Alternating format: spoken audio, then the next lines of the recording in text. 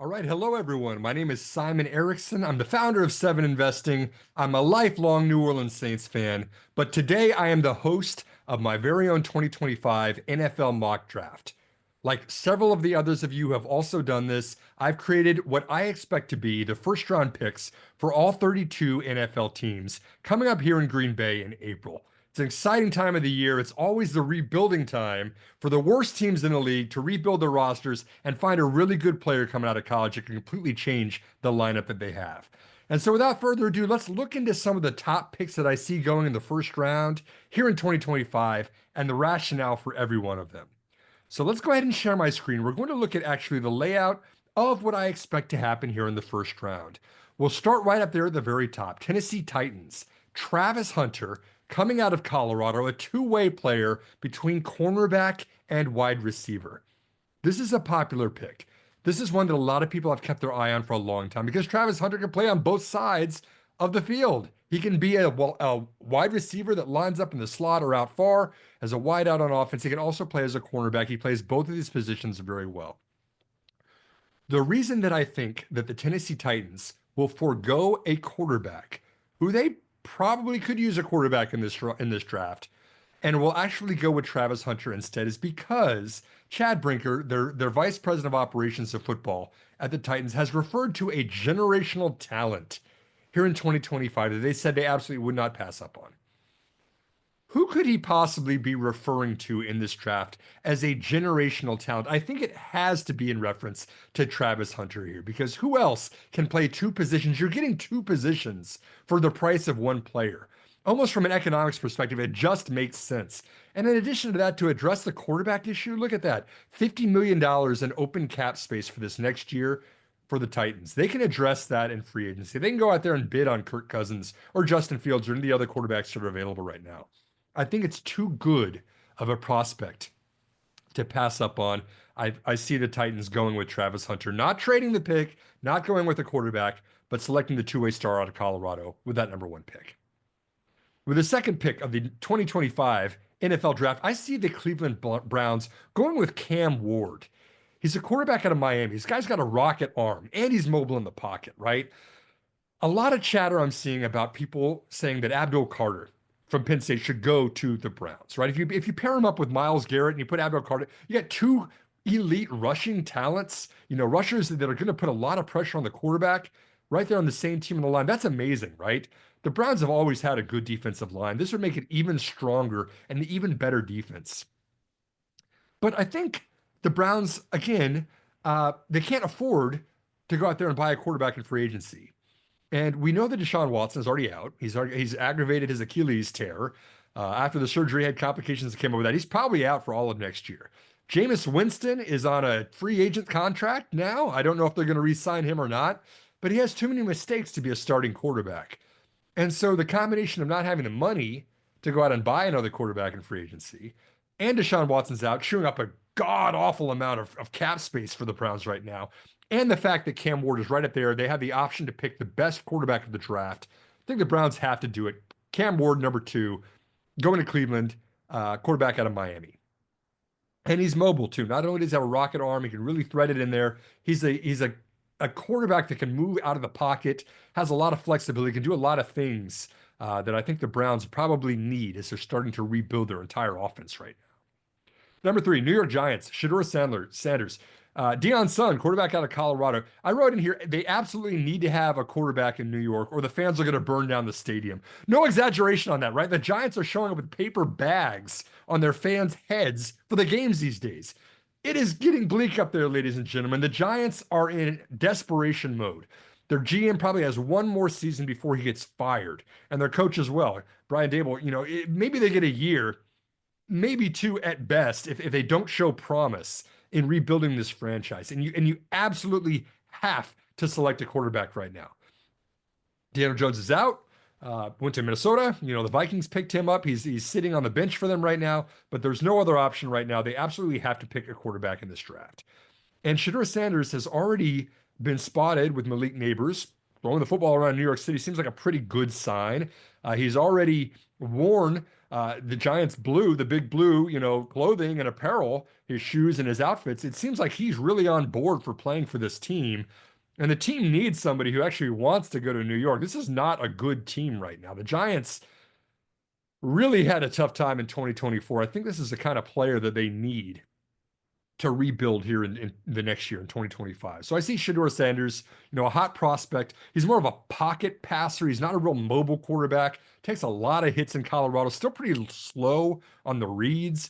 He was thrown to Travis Hunter, and I think that's going to translate well to Malik Neighbors in the Giants roster because he's a guy that can really run a fast route, does a lot of separation, really good for a very accurate player like Sanders is.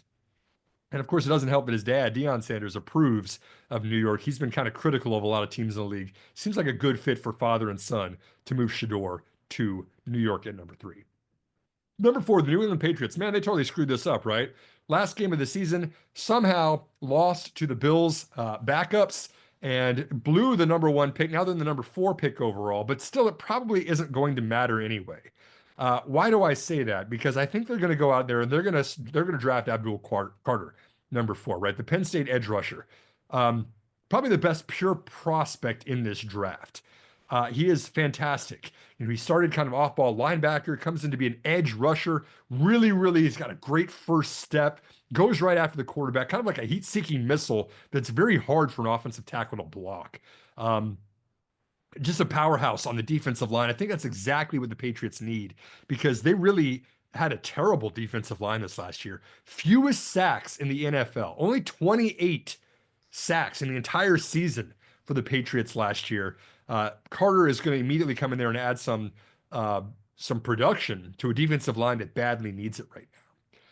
And the people that will be critical of this are going to say, hey, Simon, the Patriots have Drake May. You've got to protect him, right? You can't have your new franchise quarterback taking as many hits and as many sacks as he did this last year. Yeah, but look at the Patriots, $124 million in cap space. That's some money they can have the flexibility to go out there and put to work, right? They can go out there and get Allard Jackson or Ronnie Stanley or any of these other offensive tackles that are on the free agent market. Maybe they're going to demand $25, $30 million as an offensive tackle. Not that many teams can pay that. Right? The Browns can't pay that, but the Patriots can. So I think that they're going to go out, they're going to bid on a more experienced veteran offensive tackle in free agency. Probably going to go after a receiver too. It'd be nice to have Drake May have some firepower, somebody like a T. Higgins, somebody like a Chris Godwin that's open to the free agent market here. We're going to see how that plays out here in March when the free agency market opens up. But the Pats, again, got to address that defense. I mean, they're just getting scorched on the run, on the pass. Opposing QBs have all day to throw the football. Abdul Carter is the answer that they're looking for as an edge rusher. Goes to the Patriots in number 4. Number 5, Jacksonville Jaguars, another team that has, I think, a lot of potential, but it's just not clicking, right? There are worse teams by the terms of the roster than the Jaguars out there, right? You got Trevor Lawrence, right? A really good passer. You team him up with Brian Thomas, great talent out of LSU, wide receiver out there. They've got some of the tools they need, but I feel like they need just one more really good receiver. And that's going to be Tet McMillan, right? Wide receiver out of Arizona. Really, really big physical dude, 6'5", over 200 pounds, wide receiver. This is a guy that, they've got a new head coach coming in. Liam Cohen comes as the former offensive coordinator out of Tampa Bay, comes from the Buccaneers. He's got a real offensive mindset. Offensive coordinator wants to draft talent for the offense to put up more points out there, just like he did with the Buccaneers. And I'm seeing a lot of chatter that the Jaguars will probably play it safe. They're probably going to go after somebody like a Mason Graham. They could use a little bit of help in the interior of the defensive line. Obviously, they've got some good edge rushers, they picked in previous drafts, but I still think rather than taking the safe pick, you've got a new head coach, wants to come in there, make a splash right away. You've got a good franchise quarterback like Trevor Lawrence is. You've got Brian Thomas out there that can run the wide out sets. I think you're going to want to have as much receiving firepower as you possibly can. Knowing the Jaguars need a lot of help in a lot of positions, I see them going with Tet McMillan here as the number 5 pick, the wide receiver out of Arizona. Brings us to the Raiders. This is one of the positions in the draft that I'm most looking forward to seeing what the Raiders do. You got Tom Brady, TB12 coming in as a minority owner of the Raiders right now. He kind of fills the shoes of what John Gruden used to be a couple of years ago, which was the experienced, coach slash franchise quarterback player that really knew the game, that could really develop the next franchise players that the Raiders need, because the Raiders need a lot of things right now.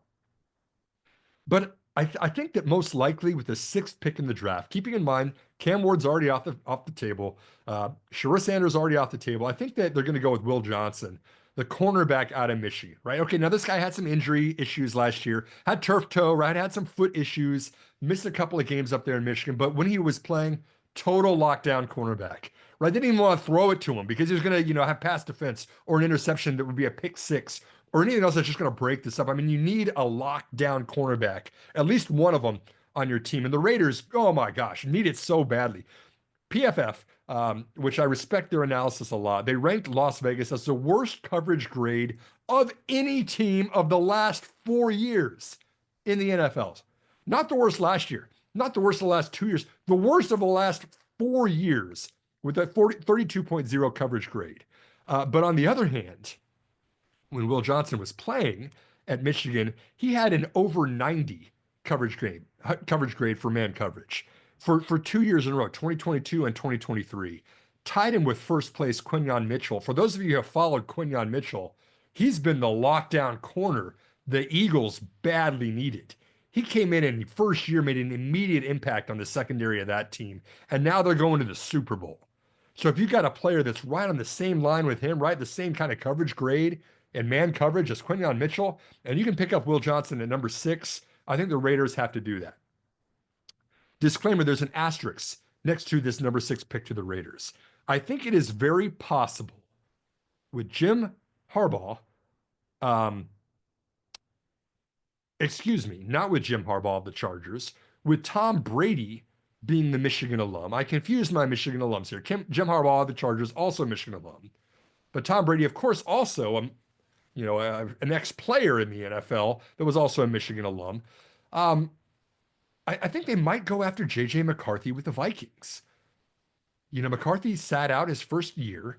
He got drafted very, very highly by the Vikings, brought in to be their franchise quarterback, had to sit out his entire first season because of an injury, very serious injury, sat on the bench. We saw Sam Darnold do very well for the Vikings, especially in the regular season. And now there's kind of some questions about, okay, is McCarthy coming back? Is he going to take the starting role? Is he going to stick with Sam Darnold? Darnold's only 27 years old. McCarthy's only 22 years old. I mean, JJ's younger than a lot of these quarterbacks that are actually coming out of college in this draft. So do you need two fantastic quarterbacks that are capable of carrying this team on their shoulders at the same time? Yes, Darnold's more expensive. He made $10 million last year. It's a lot more than a rookie contract deal is worth. But I think you don't need both of those.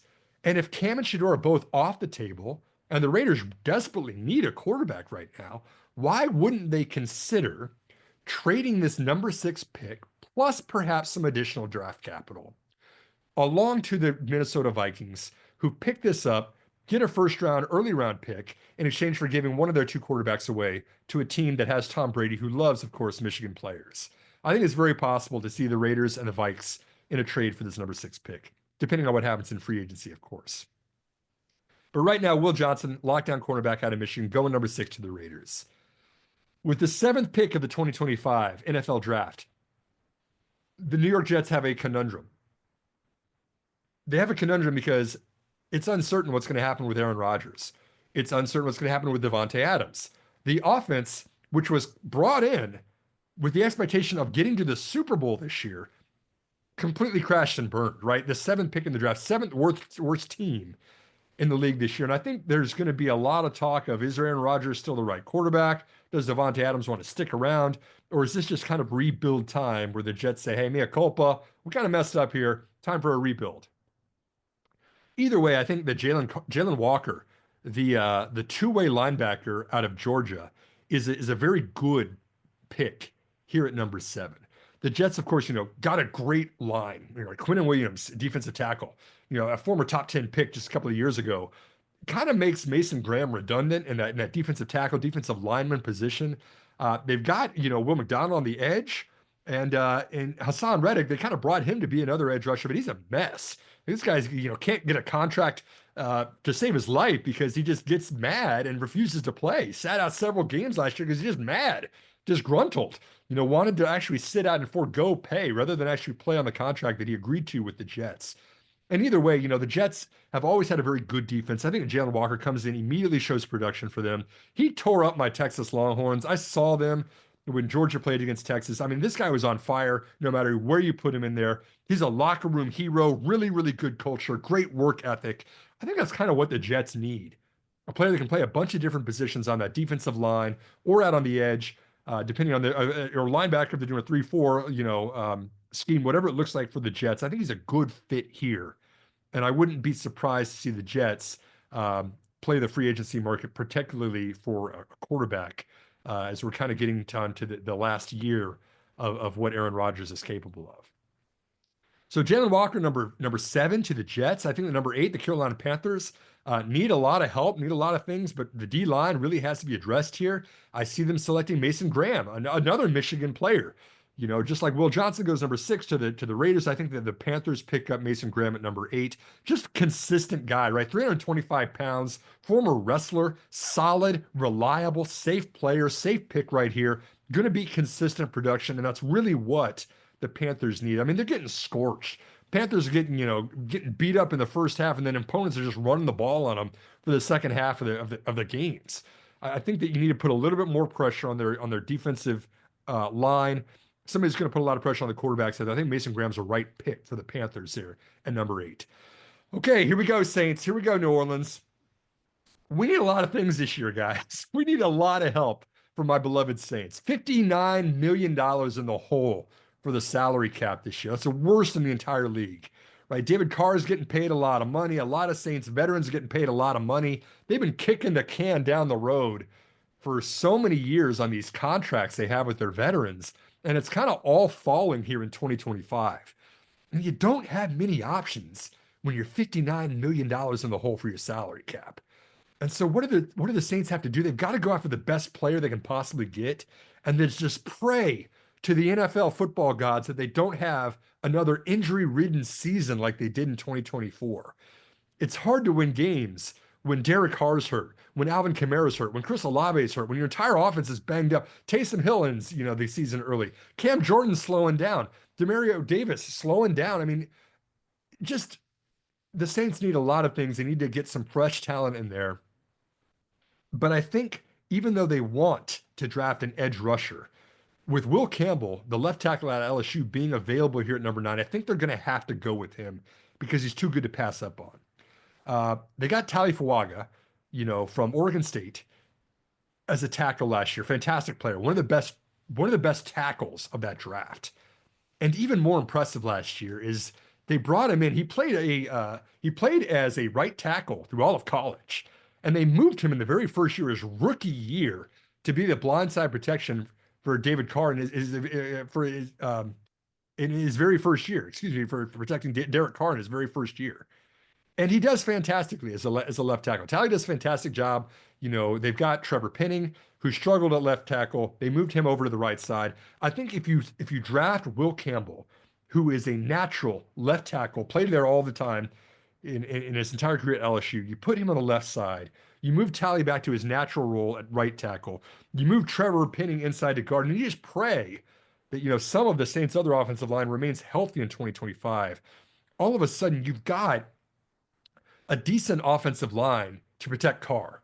And Derek Carr needs a good offensive line to protect him because he's not mobile. He scampers and freaks out whenever there's any kind of rush on him, any kind of blitz on him. He needs a little bit more time to make an accurate read.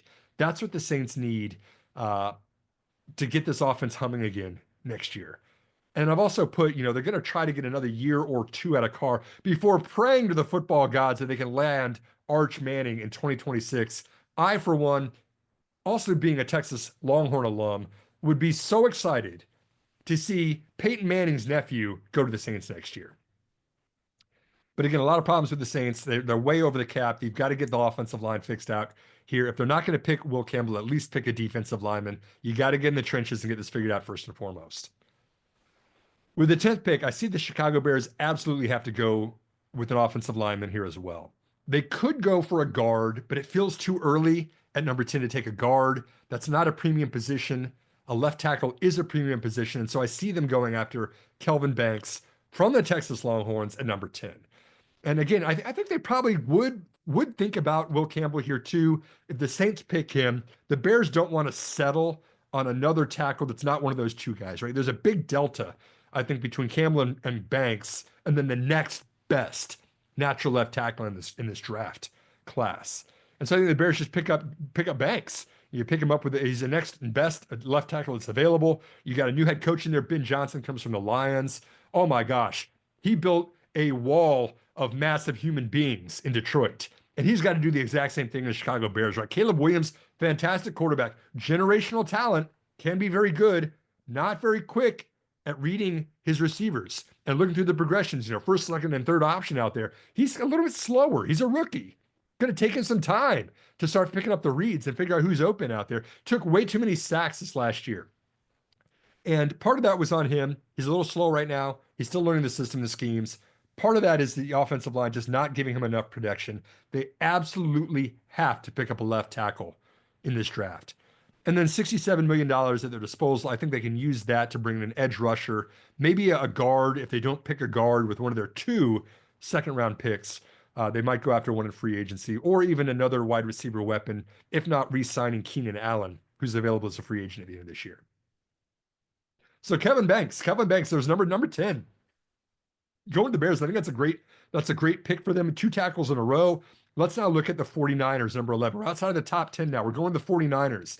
Mykel Williams, the edge rusher out of Georgia, physically gifted, big guy, 6'5", a lengthy, very strong bull rusher out of Georgia. Coming out there with some great physical tools. He was kind of banged up with a leg injury last year. Didn't really put the best tape and the best film out there for scouts to look at. But I think you have to acknowledge, there was a little bit of an injury out there. Not an ACL, not anything that's going to be career limiting yet, but he was banged up. And so that really affected a lot of his performance. And I think that when you got somebody like Nick Bosa that you could pair him with out there on the edge, the 49ers, who have already got a lot of good tools in place for offense, and they got a pretty good offense already that they can work with. I think that to win that NFC West, they really need just one more edge rusher. I think Mykel Williams is the right guy to do that, to give them this killer pass rush. If they don't do that, then maybe you go after and you stretch a little bit, or maybe even trade down in the first round for an offensive tackle. We've certainly seen Trent Williams is getting up there. He's in his late 30s right now. He's only got so many years left, as wonderful as an offensive tackle as he's been. And the 49ers will have to address that either this year or next year. But I think that Mykel Williams from Georgia is a right pick for them at number 11 for this year. Okay, and so moving on, let's look at number 12, Dallas Cowboys. Ashton Jeanty has to be. I don't care. I know it's cliche. I know it's a Jerry Jones pick. I know it's a running back that everyone's going to say, oh, it's the next Emmitt Smith. It's just such a Cowboys pick.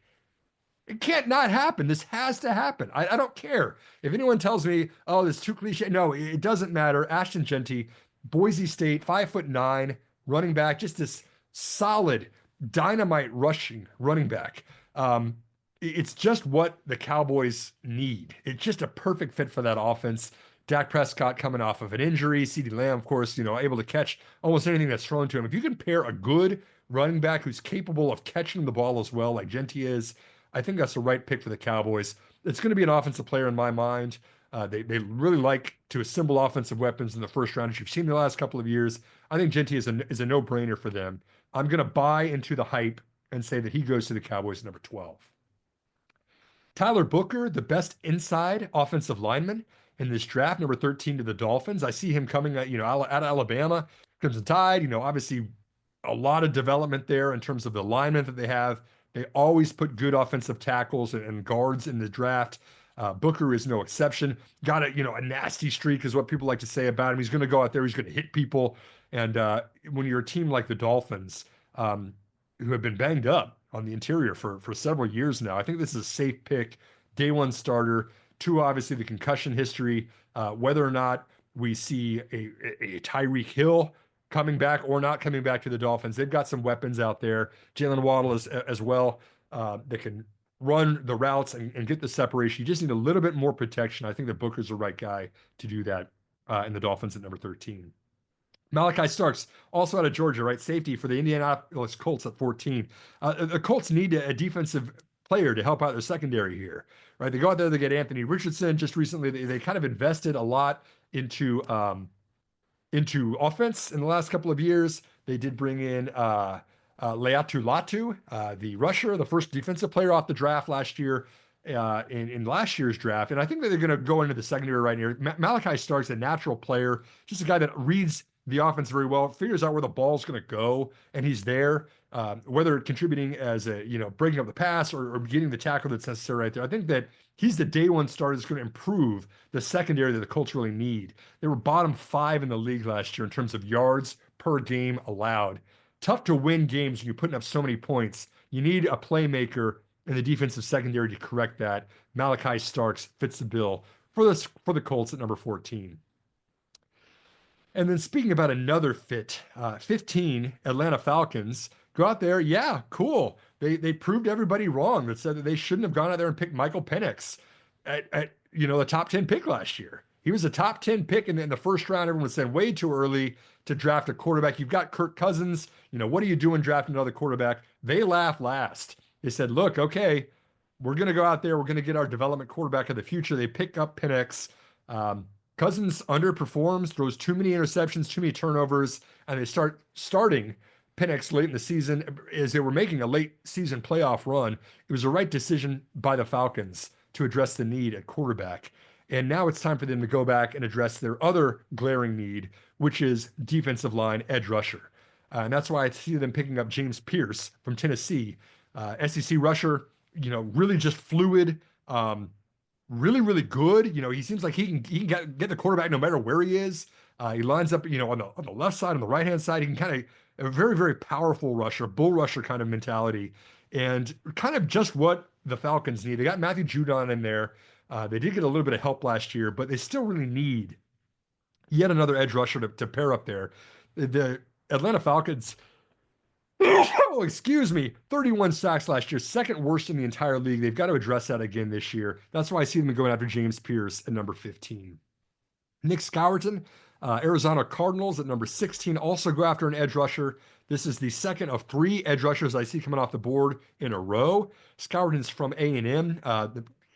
Arizona's kind of middle of the pack when it comes to their defense, right? They've got some good tools. They got Budda Baker in the back in the secondary, a good safety that's getting a lot done, but they really don't have a super, super talented edge rusher. I think that if they put the pieces together for a passing defense, and then they get kind of a rush defense together, it will pair up nicely with like the left tackle they got with, the tackle they got with Perry Johnson. They got Marvin Harrison Jr. as a wide receiver. Those are the last 2 first-round picks that they take in the last 2 years. I think it makes sense for them to invest in their defensive line here this year. That's why I see Scourton from the Aggies going at number 16.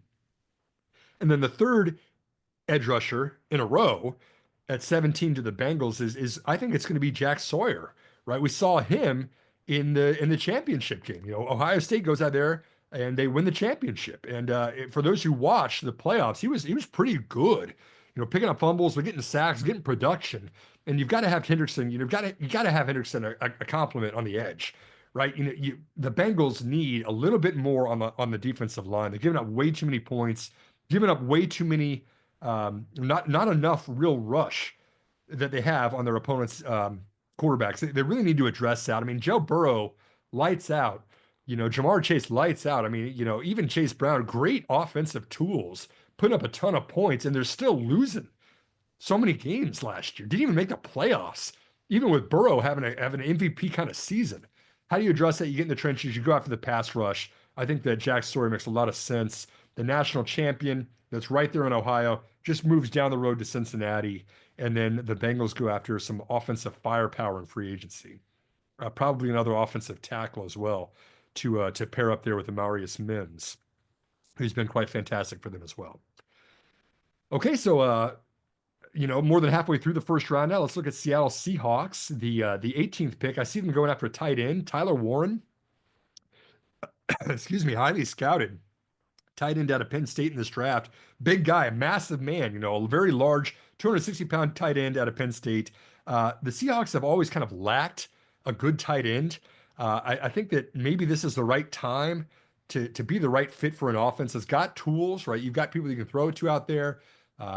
You've got a decent quarterback. Geno Smith, I don't think he's an all-star quarterback, but he's manageable. He makes good decisions, doesn't turn the ball over a whole lot. You've got weapons on the outside that he can throw to. I think that it'd be nice to have a true tight end like Tyler Warren join the offensive ranks of the Seahawks at number 18.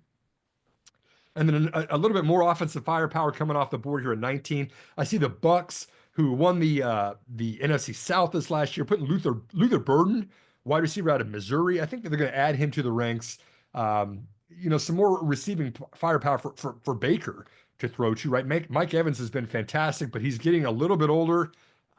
His production has been amazing, right? To see what he's done here in these several years, all the 1,000-yard seasons he's had. I think it'd be nice to have somebody who can catch the ball and run after the catch. Yards after contact. Luther Burden has done fantastic with that. Just a guy that you can complement with Mike Evans, who's a big-bodied receiver. You can catch anything you throw to him on the outside. Put Burden in there with Evans and give Baker a couple more tools. See what that offense can accomplish here, knowing that they did make a playoff run in 2024. A little bit more offensive firepower at number 20. I think the Broncos with Sean Payton, former Saints coach, goes out there to Denver. He's assembled some nice pieces. I think he did really well with Bo Nix out of Oregon. They got the right quarterback for that system that he wants to run. Kind of reminds me a lot of Drew Brees. I say that as the biggest compliment a Saints fan can say to what Payton is doing in Denver. I'm not bitter at all of Payton leaving and doing this in Denver, but he's doing a good job, just to say. And, Colston Loveland out of Michigan, another, a good route running tight end, not as big as Warren is, but really a fluid player, kind of the safety net in the middle of the field for Bo Nix, knowing that he's got some weapons that he can throw to on the exterior. I think that would be a good fit for the Broncos system that they're running. And then the fourth in a row offensive player off the board, going to the Steelers at 2025, Emeka Egbuka. Easy for anyone else to say, the wide receiver out of Ohio State. The Buckeyes churn out wide receivers, fantastic wide receiver factory out of that school. No difference this last year. Egbuka was pretty good, right in the middle of the field. Again, kind of more of a route runner, not the fastest guy on the field, but he can have separation. Could be kind of like that X receiver that can have contested throws. Maybe you put him in the slot. Somebody that's going to go out there, not have a ton of separation, but he's going to have enough to catch the passes that'll get you the first downs on the 3rd and 8s that you need. And I think that'd be a nice fit for the Steelers to pair up with George Pickens, who needs someone else to be the firepower for that team. So that's the first 21 picks. Now let's look at the Chargers. I mentioned Jim Harbaugh earlier with Michigan. When I was talking about John Brady, let's talk about what the Chargers want to do at 2020 at number 22. Kenneth Grant, another Michigan Wolverine. This is a defensive lineman, a large man. This is a guy that's over 300 pounds, I believe. A Wolverine reunion with Harbaugh and the Chargers here. I think it's fitting. Harbaugh likes to play in the trenches, right? You want a big defensive lineman that's going to put some pressure right on the quarterback, right on the run of the defense. He gets very good scout ratings. I think that the Chargers have enough cap space at $65 million. They're probably going to go out there and pay up for a wide receiver to pair with Ladin McConkey to give Justin Herbert somebody to throw the ball to. Maybe Keenan Allen, maybe a reunion. They gave him to the Bears. Things didn't work out as well as he wanted it to there. He's a free agent this year. Maybe bring him back, as the Chargers are certainly assembling some tools that they need. Made a playoff run, got to the first round, lost in the wild card to the Texans. But I think that in my opinion, I think that the Chargers are a team to watch here in 2025. I think they're going to make another run to the playoffs this year. The Packers, right? Developmental team. Love to pick a franchise offensive lineman or defensive lineman. In this case, in number 23, I see him going after Josh Simmons, left tackle out of Ohio State. A guy that was just fantastic, right? Didn't even give up a single sack for the first part of the year in 2024. Really, really good at defending, protecting, their quarterback there in Ohio State. And then he gets hurt, right? He has a serious injury, takes him off the field for the rest of the season. It seems like the recovery is going well But you've always got to think if you've got a 300-pound man who's playing left tackle in the NFL, is going to get hurt again, is going to aggravate that injury that they had before. And so it's a little bit of a risk. Simmons could have been a top 10 pick without the injury. He slides down, in my opinion, to 23. But again, the Packers love to go out there and get linemen, Bakhtiari, whoever it might be, put him up there, develop him for the next 10 years to be a starter and protect Jordan Love, that they're trying to build a very good and very stable and reliable offense. The Packers are a very young team. I think they can take the risk here and invest in a really fantastic player that could be their franchise left tackle for several years. Vikings, another fascinating pick for me at 2020 at 24. They've got the defensive line figured out, right? They've already got a really good edge rush. Brought in some tools, got in Dallas Turner last year from Alabama, invested heavily in getting some edge rush right on the defensive line. I think it's time to address the secondary. They gave up a lot of passing yards in 2024. And I put Ben Morrison from Notre Dame, the cornerback from Notre Dame here, because I think he's going to be a right fit for what they're trying to do. The Vikings have to address the secondary. They're getting a little too old, a little bit slow in their receiver coverage, and they just give up too many passing yards, like I said. And so I think that even though Morrison's coming back off of an injury, he's fluid. He can keep up with the receivers. That's what the lacking secondary of the Vikings really needs right now. And then I think that if Darnold or J.J. McCarthy leads the offense, they're going to go out, they're going to buy a right tackle or perhaps even another receiver to pair up with Justin Jefferson on the offensive side of the ball. 2020, number 25, Houston Texans. We're edging out the end of the first round here. I think the Texans, Armand Mimbo, the offensive lineman from Missouri. Texans really had some problems protecting C.J. Stroud this last year. They probably should address the offensive line in this draft. Team up with Laramie Tunsil. Go out there and get an offensive lineman. It's probably something to play the guard. Very highly regarded by scouts.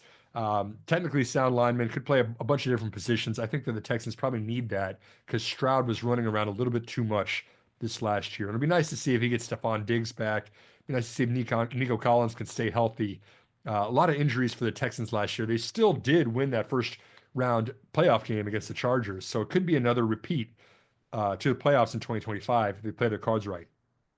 The Rams at 26. I see Jahdae Barron from Texas, the Longhorns cornerback, right? A smart player, somebody who really reads the field very well, very high ranked by scouts. Feels like he's underrated. It feels like he's overlooked by a lot of people. I think the Rams could probably use a little bit secondary help. They do need to go re-sign Alec Jackson, their left tackle, to protect Matthew Stafford, who is getting a little bit older here.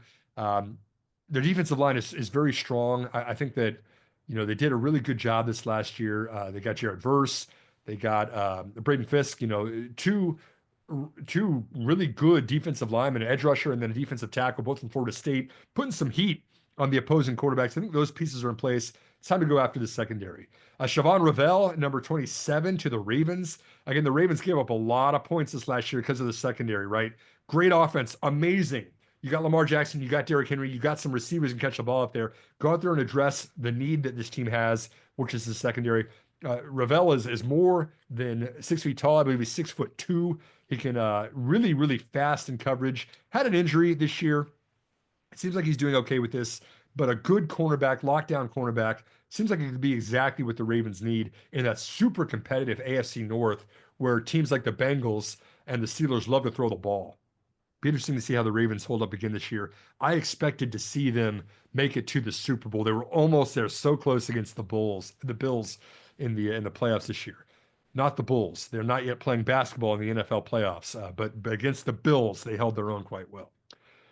28, the Lions. I see them selecting Mike Green, the edge rusher out of Marshall. This was the FBS leader in sacks last year, 17 sacks. Again, playing at Marshall, not a huge name school, not against the level of competition. The tackles that like an Alabama would put up against an edge rusher are much more difficult to get through, but it's still a very productive player. You see him right off the snap, very fast, good first step, perfect compliment for Aiden Hutchinson. I think it's exactly what the Lions need. With Hutchinson, with Hutch going down last year, it just showed they need a second edge rusher to fill in there exactly when they need it. They brought in some extra firepower midseason, but I think Mike Green is a right fit for the Lions here. Edge rusher out of Marshall at number 28. The Commanders, one of my favorite teams to watch in the league. this year. Amazing. Absolutely amazing. Absolutely amazing to see what they've done with Jaden Daniels. Brought this team almost to Super Bowl contention. You know, you bring in a new GM, you bring in a new owner, you bring in a new coach, you bring in a new quarterback, you bring in a new offensive coordinator, and all the pieces miraculously fit together perfectly. And they don't even have a fantastic roster. They just got it done. You know, they all kind of pulled together and did whatever it took. And I think if you put some tools in place, just like Josh Connolly, the offensive tackle out of Oregon, get a little bit more protection for Jaden Daniels first and foremost. That's the first piece to unlocking the puzzle of a Super Bowl for the Commanders. And they got cap space, $91 million, the third most available cap space in the entire NFL. They can go out there and bid on a wide receiver for him to throw the ball to, somebody to team up with, with McLaughlin. Um, that's not, excuse me, with McLaurin that's out there on the edge. Maybe get another edge rusher, maybe get an offensive tackle. If you can address the pieces that the Commanders need, I think that they could make another run deep in the playoffs next year. They did fantastic with not as much as they needed this last year. If you go out there, you get some really good, talented, and dependable free agents in the offseason in March. You pick up an offensive tackle in April. I think you are again looking for a late push into the playoffs in 2025. So Josh Connolly, the Oregon State tackle, I think goes number 29 to the Commanders. And then the last three picks of the first round, again, the only one that we know is the Bills at number 30. Shedeur Stewart, another controversial pick. Some people see him going a lot higher. Some people see him going a lot lower. He's an edge rusher out of A&M. He can also play off-ball linebacker if they needed him to. He's big, 6'6", 290. That's a massive human being, especially as an edge rusher. The Bills, I don't think they have just a fantastic roster. I think that it's great to see what Josh Allen has done. You've got some good tools in place. You've got a pretty strong offensive line. But I think that overall, the roster could use some really star players, and Stewart at A&M could be one of those that can immediately come in there and contribute at the 30th pick. And then 31 and 32, we don't know the order of these versus the Chiefs and the Eagles. We still got the Super Bowl to go. We don't know how that's going to play out. I'm just going to make the prediction that the Eagles win the Super Bowl. I don't have any special insight to this. I just really want to see the Chiefs not win again. Sorry, Chiefs fans. Anyone who's listening to this, I apologize. I know you want to see them three-peat. If you're not a Chiefs fan, you do not want to see them three-peat. We're all tired of seeing Mahomes and Kelsey, win game after game by 7 points or less, and then again to the Super Bowl. It's like, I'm kind of tired of seeing Taylor Swift more than the defense of the opposing team on the air. It's just getting a little old and a little bit stale for me. I would like to see some fresh blood. So I'm going to put the Chiefs at 31. Apologies. Please don't send any hate letters or hate mail to me for this one. But I think that, oh my goodness, how do we pronounce this? Aronte Ersery, the offensive tackle out of Minnesota. Big guy. Don't know a ton about him on this, to be honest with you. He's very highly scouted. I do think that the fit is more important for the Chiefs right here. You probably could use a left tackle that's a true left tackle for this team. You want to move Joe Thuney back into left guard. Mahomes obviously very, very well protected, but it could be just a nice little upgrade to pull in a left tackle that would fit and be a day one starter. I think that could be Ersery right out of Minnesota as the offensive tackle at 31 to the Chiefs. And then the Eagles, oh my gosh, most terrifying team to play against in the league. I mean, when you've got Jalen Carter and you've got all the Georgia Bulldogs that won the national championship in college go straight to the Eagles, and you put them all on the same team, Jordan Davis, you've got basically every good edge rusher in the league is playing or has played for the Eagles at this time. You've got one of the best offensive lines. You have the best offensive line in the entire league. And then on top of that, you also bring in Saquon Barkley in free agency. You got Jalen Hurts, can do so many things with the football.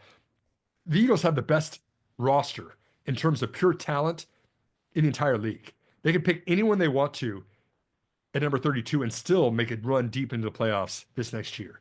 And it's to be seen if they win the Super Bowl or not. They might win the Super Bowl, and they might be in the Super Bowl again in 2025, regardless of who they pick. I see Jahad Campbell, the linebacker out of Bama. We know that Bama puts good edge rushers, good linebackers out there. This is a guy that can play a bunch of different roles in the defense. And if you give the Eagles even just one more tool, one more athletic defensive lineman / edge rusher, they're just going to be terrifying to play against. And so that rounds out my 2025 mock draft. I kind of did this a little unscripted. I just kind of put this all together based on what I followed. I follow a lot of podcasts. I read a lot of articles. I am a diehard football fan, diehard Saints fan. It's kind of fun to see the teams in the league, identify the needs that they have, and then go out there and make predictions of who they're going to select to rebuild their offense and their defense. And then coupling that, with what's going on kind of even behind the scenes, the offensive coordinator, is it the right fit? Is it the right coach? Is it the right trainers and medical staff that is necessary for the key skill positions, but then also in the trenches of the offensive line, the defensive line? I mean, the strategy of football is amazing to me. And I love mock drafts as a way to capture all of this together. And so as we wrap this all up, this is something I enjoy doing every single year. My family and I, we all agree that each one of us that participates in these mock drafts, we're going to give $50 per correct player and team combination of the first round to charity. We pick a charity every year. This year, we're going to do it for junior achievement, helping elementary school kids find the careers and the professions that they're most passionate about, just like we're passionate about football or stock picking or the Saints or whatever else it might be. So we are going to commit to it. I will lock in my final mock draft after free agency happens in March. And in late April, we'll actually see how things actually play out in the true NFL draft that's up there in Green Bay.